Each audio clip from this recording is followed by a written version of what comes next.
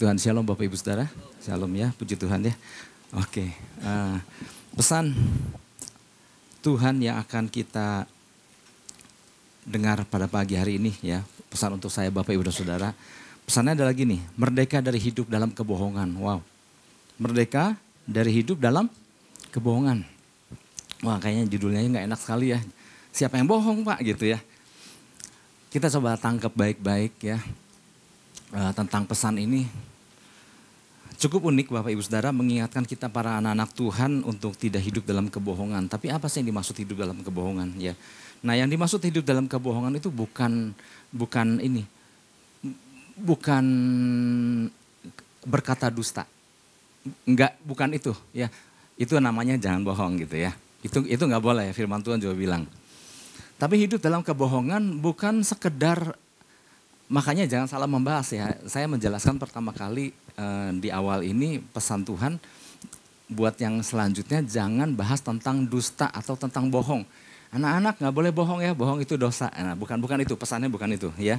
Ternyata kebohongan yang dimaksud bukan tentang berkata bohong atau berkata dusta. Nanti di bagian dalam kita akan bahas, tapi kita mau dengar kisah daripada Daud ini ya. 1 Samuel 27 ayat 11 sampai 12. Oke. Saya bacakan ayat 11, nanti Bapak Ibu 12 ya. Daud tidak membiarkan hidup seorang pun, baik laki-laki maupun perempuan, untuk dibawa ke Gat. Sebab pikirnya, jangan-jangan mereka mengabarkan tentang kami dengan berkata, beginilah dilakukan Daud. Itulah kebiasaannya selama ia tinggal di daerah orang Filistin. Ayat 12.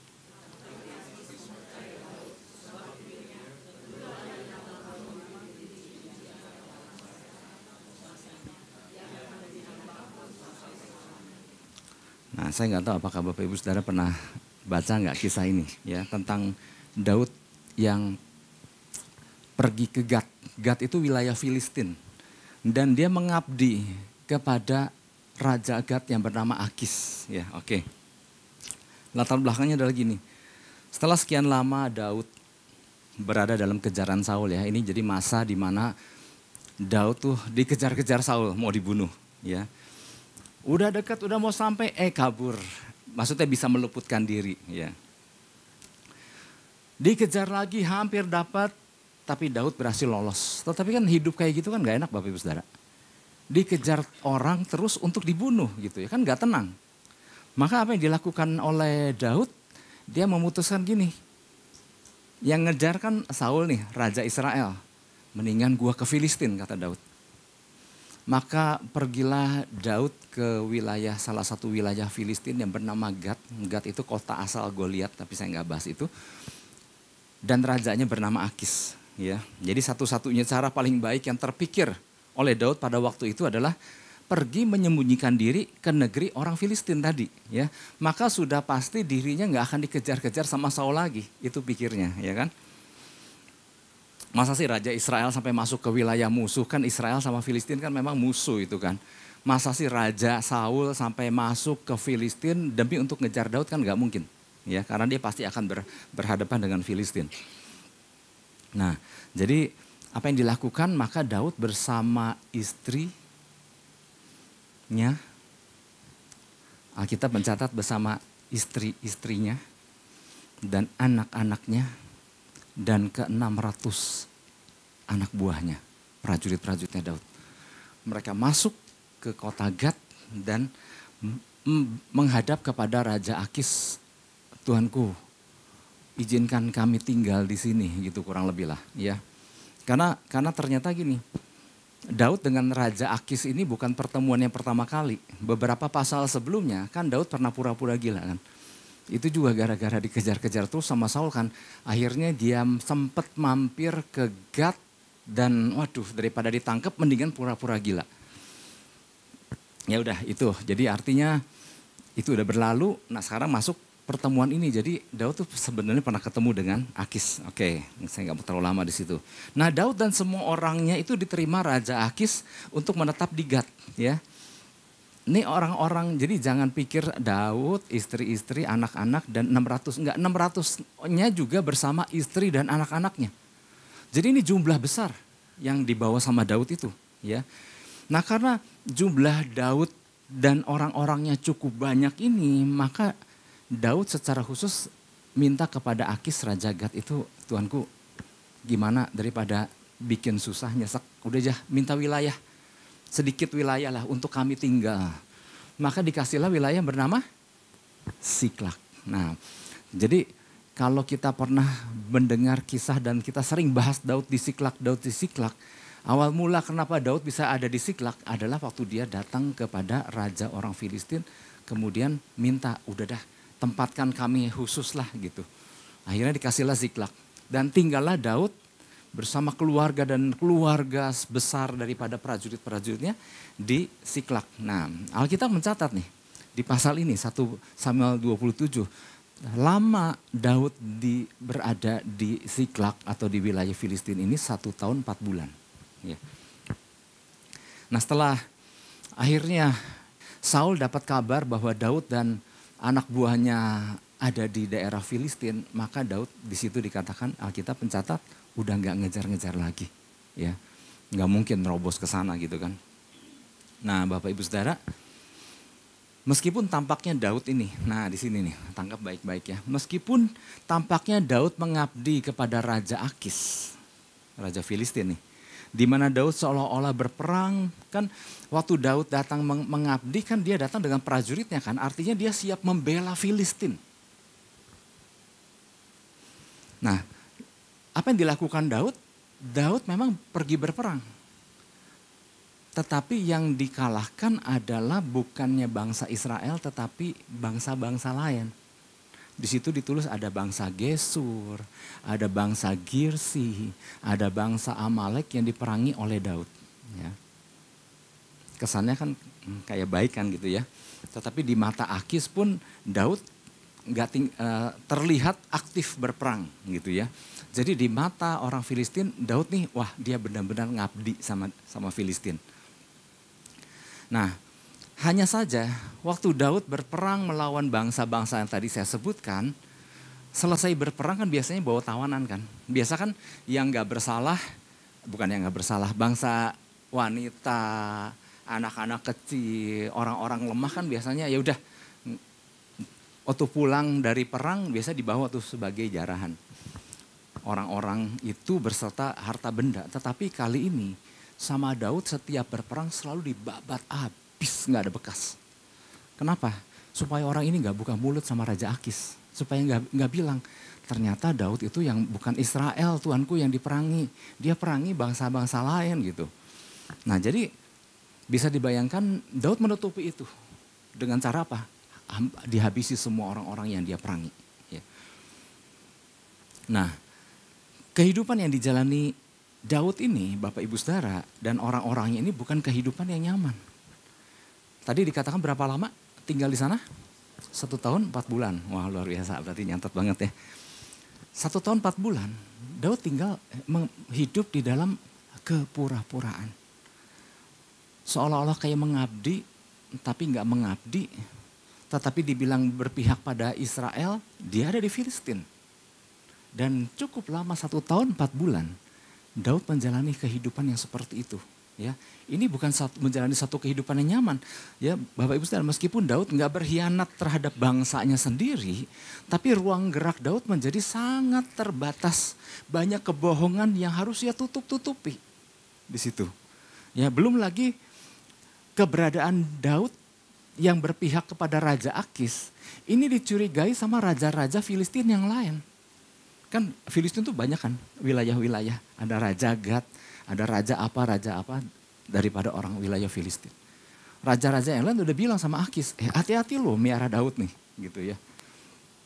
Tetapi Akis bilang, enggak, dia setia sama aku gitu. Nah itulah kehidupan seperti itulah yang dijalani oleh Daud. Nah Bapak Ibu, kisah Daud yang mengabdi kepada Raja Akis ini biar bagaimanapun telah meninggalkan berbagai komentar pro dan kontra. Bagi yang membacanya, bagi kita yang pagi ini mendengarnya.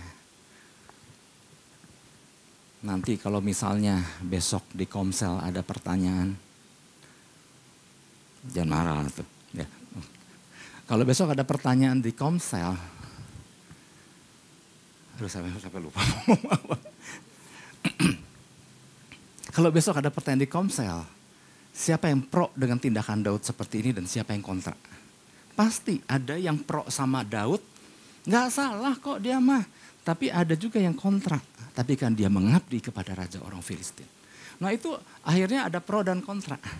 Nanti yang pro akan mengajukan nih hal-hal yang bagaimana Daud itu nggak salah. Tapi bagian yang kontra, dia juga akan memaparkan. Dan saya bisa memaparkan dua-duanya, makanya bisa terjadi pro dan kontra. Ya. Nah, Bapak Ibu, jadi ada pihak yang akan berkata bahwa apabila Daud memang seorang yang berdiri di atas kebenaran, mengapa ia sampai mengabdi kepada musuh bangsa Israel dan pura-pura. Dan dia kalau berperang kan orangnya memang dibabat habis, tapi jarahan itu, barang, itu dipersembahkan kepada Raja Akis. Dan dia sebentar-sebentar laporan sama Raja Akis karena dia udah mengabdi sama Raja Akis. Ini bahan perdebatan ini, ya. Tapi di satu sisi, meskipun terlihat Daud seperti loyal sama Akis, sebetulnya dia tidak berperang melawan Israel. Jadi ada sisi, wah ini tapi kan bagus Pak, yang diperangi oleh bangsa-bangsa yang bukan Israel, bahkan Amalek turut yang diperangi oleh Daud. Nah, saya sengaja memunculkan pro-nya dan kontranya karena gini, orang yang hidup dengan masih ada pro dan kontra terhadap misalnya seseorang hidup dalam pro dan kontra itu nggak nyaman. Karena ada orang yang menilai, oh benar kok, tapi ada yang bilang enggak, buktinya dia begitu. Nah, artinya orang yang masih menjalani hidup seperti ini, terus terang Bapak Ibu Saudara, masih banyak kebohongan. Meskipun ada sisi-sisi baiknya di situ. Nah, mulai nangkap ya. Jadi ini bukan soal ngomong bohong atau saksi dusta. Enggak. Bukan penekanannya bukan itu. Ya. Jadi di dalam hidup Daud selama 1 tahun 4 bulan itu ada conflict of interest istilahnya. Ya. Di satu sisi dia sepertinya kayak lagi melakukan kehendak Tuhan. Karena enggak ada kejahatan terhadap bangsa Israel. Tapi di satu sisi banyak yang dia tutup-tutupi. Ya. Nah ini jadi pesan Tuhan.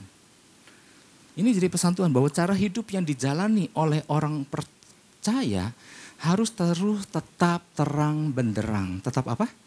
Tetap terang benderang. Tanpa ada yang harus ditutup-tutupi. Atau dalam arti kata lain tidak ada kebohongan yang seolah-olah nggak boleh diketahui oleh orang lain. Makanya ada ayat lain kan, kita baikkan apa? Surat apa? Surat pujian ya. Ada ayat lain yang ditulis oleh Rasul Paulus, kita tuh surat pujian yang terbuka yang dapat dibaca semua orang. Nah pesan ini nih artinya gini, harus seperti tadi terang benderang apa adanya, ya begini gitu. Cuman jangan salah juga, iya begini kalau gua jahat mau apa, bukan itu. Iya, berjalan dalam kebenaran dan itu terlihat. Tidak ada pro dan kontra. Oh dia ke gereja kok melayani kok gembala.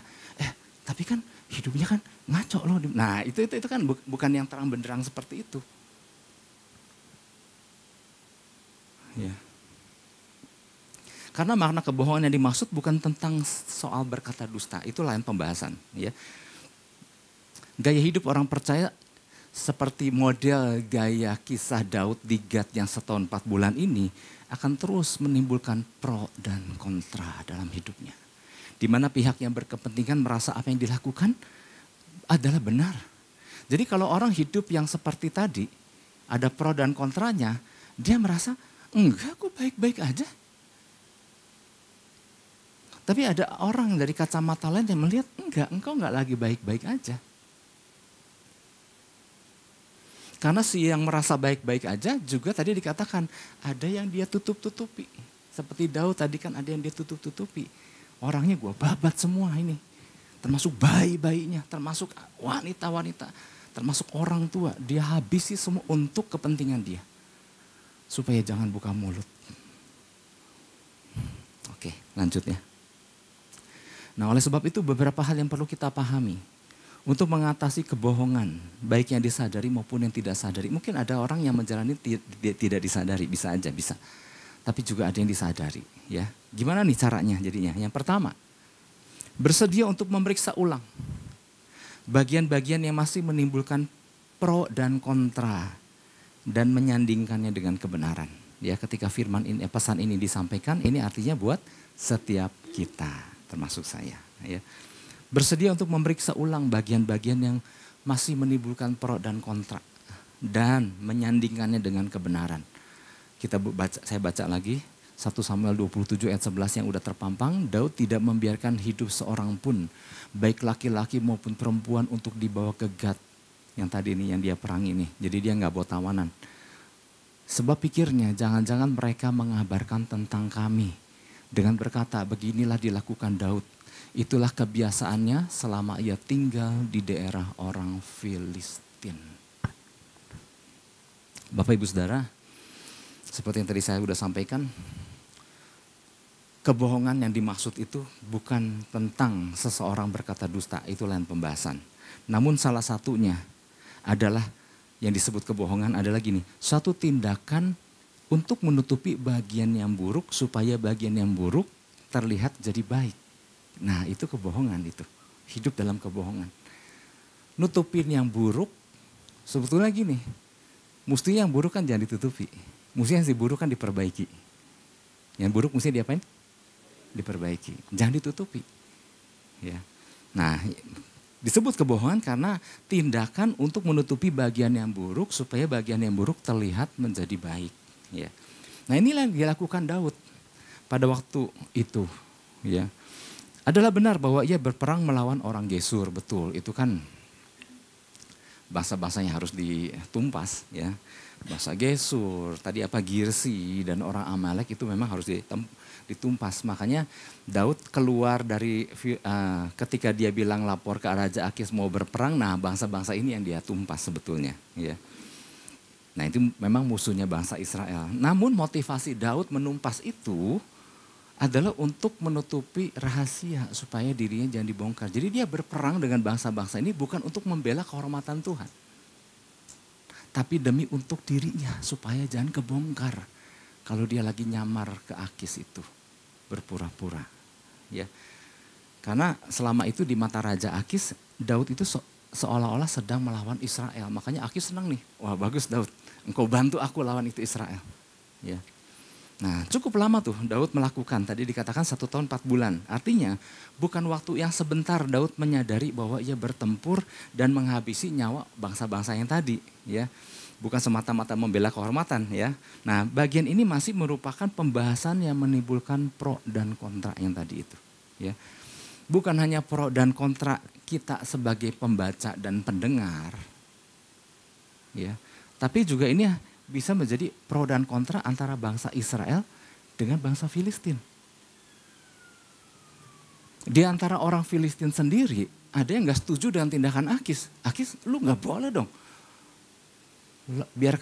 membiarkan Daud masuk ke wilayah lu dan mengabdi. Hati-hati, ada ayatnya ya. Di 1 Samuel 29, itu raja-raja yang lain memperingatkan pada Akis, hati-hati nih Daud nih siapa ini? Ini orang luar biasa. Enggak, kata Akis, itu hambaku, dia udah mengabdi sama aku. Di antara orang Filistin aja ada pro dan kontra. Di antara Israel dan Filistin aja pro dan kontra. Saul melihat, apa-apa itu si Daud. Nah, bukan itu aja, di dalam hati Daud pun bergejolak pro dan kontra.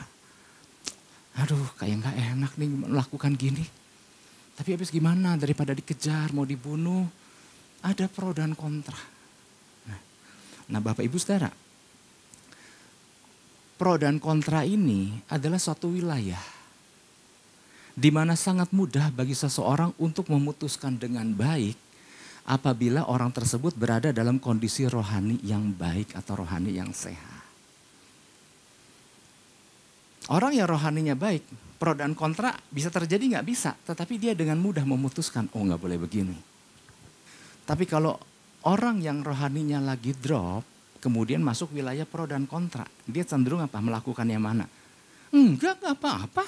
Masa gini aja nggak boleh? Nah, ngerti ya Bapak Ibu Saudara? Jadi wilayah pro dan kontra ini wilayah yang nggak mudah. Karena memang ada yang pro, ada yang kontra. Bukan orang lain yang pro, orang lain kontra aja. Di hati sendiri juga begitu. Rasul Paulus kan pernah ngalami.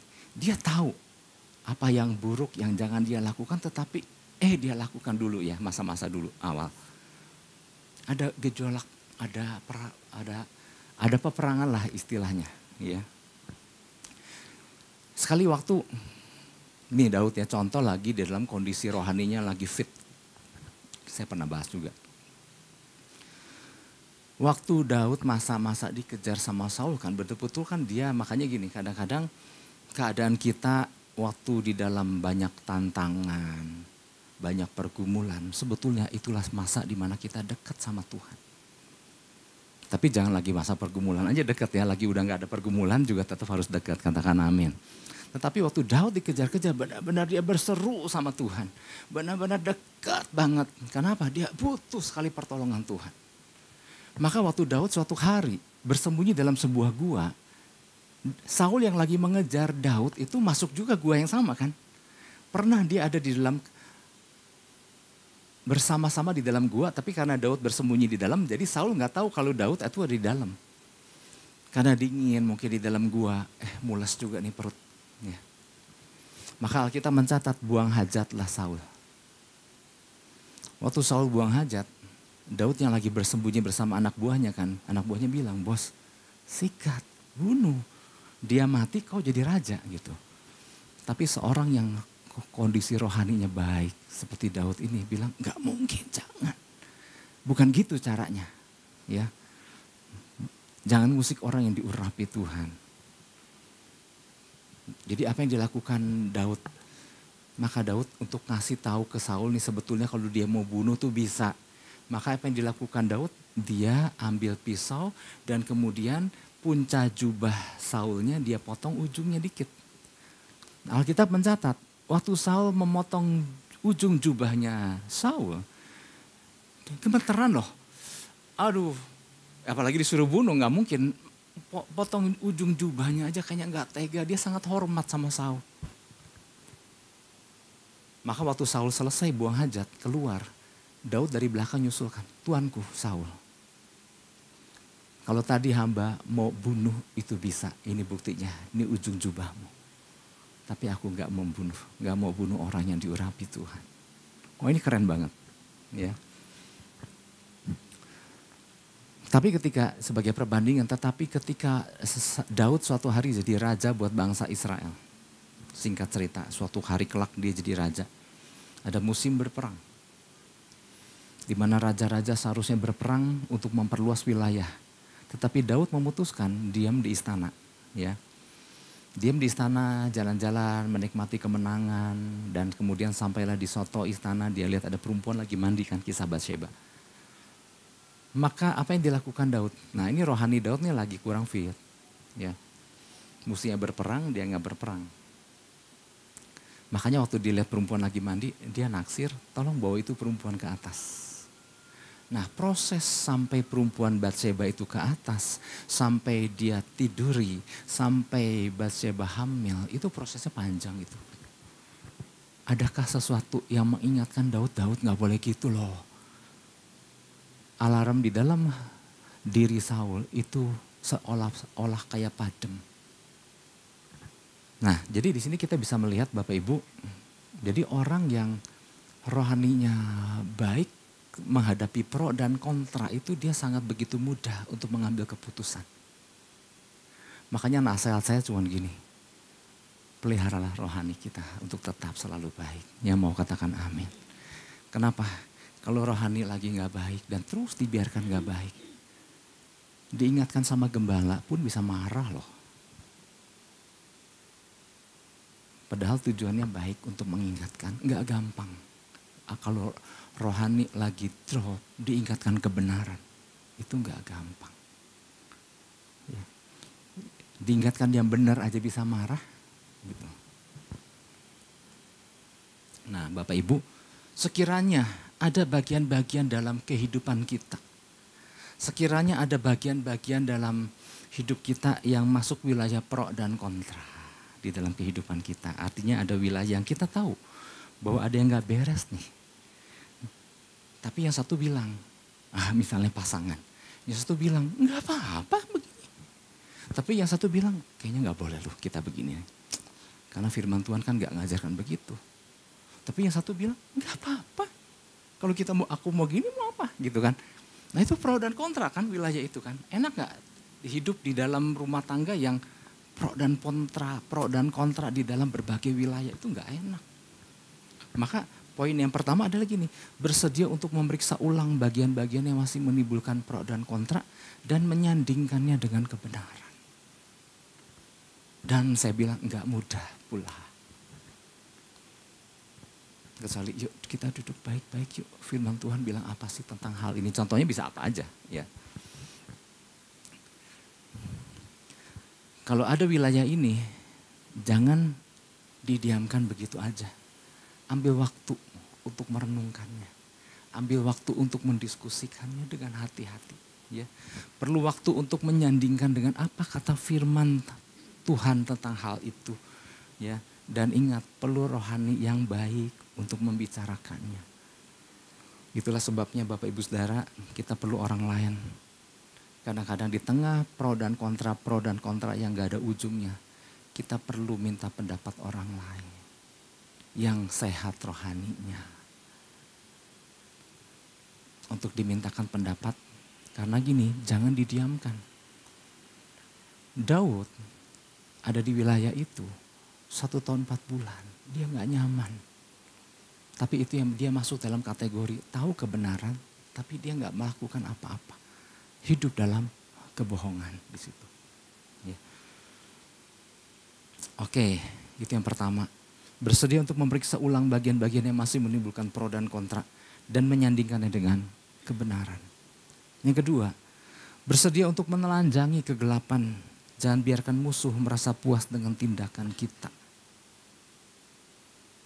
Kita baca di dalam 1 Samuel 27 ayat 12. Tetapi Akis mempercayai Daud sebab pikirnya, tentulah ia telah membuat diri dibenci di antara orang Israel, bangsanya.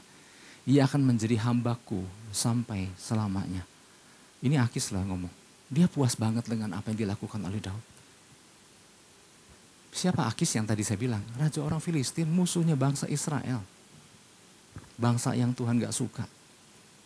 Di mana Daud lagi mengabdi ke sana. Dan Raja Akis puas sekali dengan pelayanannya Daud. Bahkan Raja Akis bilang, tentulah ia telah membuat diri dibenci di antara orang Israel. Karena mengabdinya dia kepada Filistin. Terus ditimpali di bagian terakhir. Raja Akis bilang, ia akan menjadi hambaku sampai selamanya.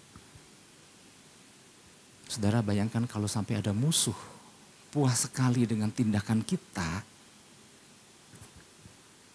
Artinya tindakan kita ya pro musuh. Kalau Israel dan Filistin, Israel mewakili terang, Filistin mewakili gelap, jangan sampai gelap puas dengan tindakan kita. Nah, tadi yang pertama kan gini, kebohongan bukan sekedar tentang seorang berkata dusta. Tapi salah satunya adalah melakukan satu tindakan untuk menutupi bagian yang buruk supaya bagian yang buruk terlihat jadi baik. Itu yang pertama tadi kan. Nah sekarang yang kedua nih, kebohongan bukan tentang seorang berkata dusta. Namun tidak melakukan apa-apa ketika terjadi pekerjaan kegelapan di depan mata kita sebagai orang percaya. Bahkan ikut ambil bagian di dalamnya. Itu kebohongan. Sebagai orang percaya, siapa di sini anak-anak terang? Semua loh, semua anak terang. Betul lah kita semua anak terang. Tapi kalau ada yang nggak ngangkat tangan, saya bingung. Anak siapa kamu gitu? Kita semua anak terang, katakan amin. Jadi kalau anak terang, tahu nggak kalau ada kegelapan? Tahu. Tapi firman Tuhan bilang, Alkitab bilang, nanti saya tunjukkan ayatnya. Kalau ada kegelapan, jangan dibiarin. Makanya Bapak Ibu Saudara, kita sebagai anak-anak Tuhan, para pendoa ini, makanya kalau lagi beraktivitas di luar, berkendara di luar, ketika melihat hal kegelapan yang waktu kita lalui, itu doa, itu jalan. Jangan waktu kita lihat kegelapan, gelap, terus dibiarin gitu.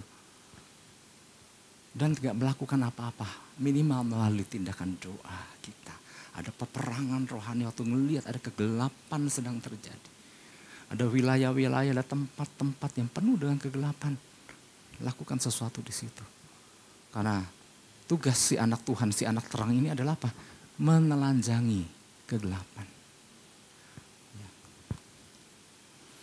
Tapi pada waktu ada kegelapan dan dibiarkan, maka kita udah ikut ambil bagian dari tindakan kegelapan, di mana sang kegelapan bilang, baik ya kamu. Seperti Akis waktu bilang sama Daud, ia akan jadi hambaku sampai selamanya. Nah itulah yang sempat terjadi pada Daud, Bapak Ibu Saudara, enggak lama sih, 1 tahun 4 bulan. Akibat tindakan yang dilakukan Daud, pihak Filistin merasa puas. Ya, bahkan berkata kalau Daud itu membuat dirinya dibenci dan kemudian ia bakal jadi hambanya Akis selamanya. Nah dosa itu terjadi bukan saja pada waktu seseorang melakukan tindakan aktif. Betul sih, you nyuri you dosa gitu misalnya. Tapi dosa juga terjadi waktu kita melakukan tindakan pasif. Waktu kita tidak bertindak apa-apa pada saat kejahatan sedang berlangsung. Kalau di hukum negara KUHP itu masuk pasal tuh. Kita ada di tempat kejadian di TKP, tapi nggak melakukan apa-apa. Kena nggak itu? Kena. Teman kita nih, lagi barengan, tiba-tiba dia ngeluarin sesuatu dari tasnya. Ini habis nyolong tadi. Kemudian kita yang dikasih tahu bahwa teman kita habis nyolong, kita diam aja gitu. Terserah lu lah, lu mau nyolong urusan lu gitu ya. Enggak ngambil tindakan apa-apa, enggak berusaha, lu kembaliin lo. Kalau lu enggak kembaliin gue laporin. Tapi ada orang yang takut berkonfrontasi kan. Nah udah pulang aja gitu ya. Nah waktu enggak lama kita pulang, datanglah polisi ngegerebek. Ketangkaplah si teman kita yang tadi nyolong. Terus polisi kan nanya, siapa yang tahu tentang hal ini? Si teman ngasih tahu nggak? Ngasih tahu. Tadi ada temen aku Pak tadi di sini. Berarti dia tahu dong, kamu melakukan itu. Tahu. Kena nggak nih si kitanya nih? Kena pasal itu. Cuman kadang-kadang nih si Kristen ini kan terlalu baik kan, enggan berkonfrontasi, enggan menelanjangi kegelapan. Tahu-tahu kena dia. Ya. Nah, Rasul Paulus pernah kasih tahu itu. Kita buka Efesus 5 ayat 11. Dan di situ dikatakan apa? Janganlah turut mengambil bagian dalam perbuatan-perbuatan kegelapan yang tidak berbuahkan apa-apa. Tetapi sebaliknya, telanjangilah perbuatan itu. Gak gampang. Ya. Saya kan orangnya gak suka berkonfrontasi Pak gitu. Tapi di judul perikop Efesus 5 ini adalah hiduplah sebagai anak-anak terang. Anak-anak terang bukan hanya melakukan tindakan terang aja. Tapi waktu dia melihat ada kegelapan, dia berani menelanjanginya. Nah apakah model kasus ini ada di dalam kehidupan kita ataupun dalam kehidupan rumah tangga atau apapun lah namanya. Udahlah gak usah ngomong lah, gembala juga gak tahu ini gitu ya.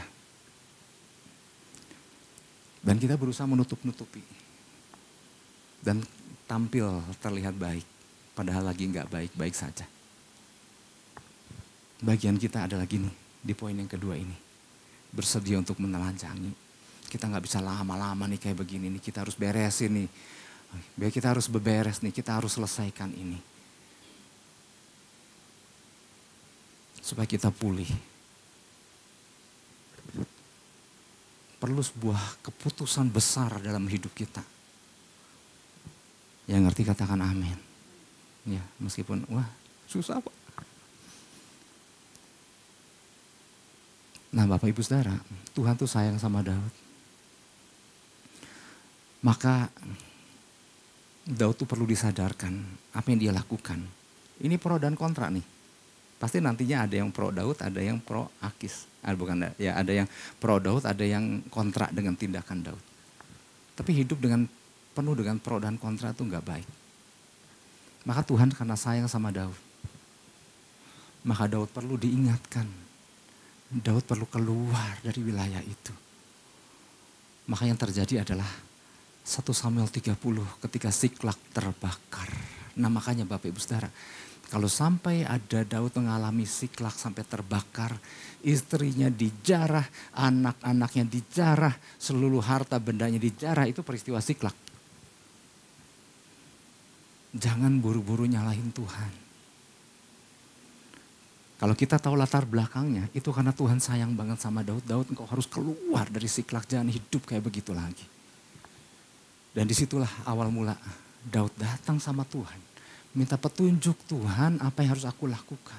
Tuhan kasih arahan bagaimana cara ngejar rombongan Amalek yang tadi menjarah seluruh istri, anak dan harta bendanya. Dan kita udah tahu, saya nggak usah cerita lagi. Akhirnya ketemulah. Akhirnya Daud memutuskan, udah jangan gitu lagi. Dari sini kita sebenarnya belajar banyak, ya. Jadi jangan buru-buru kecewa sama Tuhan, jangan buru-buru marah sama Tuhan.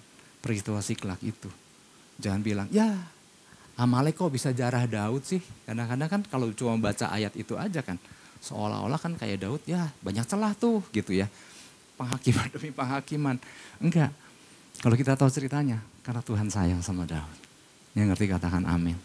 Oleh sebab itu pesan ini Bapak Ibu Saudara, saya Bapak Ibu Saudara kita sama-sama ya. Saya juga lucu ya waktu dapat pesan ini, oh seperti apa sih kebohongan? Masa Tuhan ngajarin jangan bohong, jangan dusta. Oh enggak, ternyata ada. Lewat kisah ini kita belajar sesuatu. Ya, jangan hidup yang tadilah. Ada terang, ada gelap dan kita biarkan dan kita nggak ngapa-ngapain, ada pro dan kontra, kita tutup-tutupi dan lain-lain. Tapi Tuhan benar-benar kita mau jadi terang benderang. Ya mau katakan amin. Yang mau beri tepuk tangan buat Tuhan Yesus. Haleluya.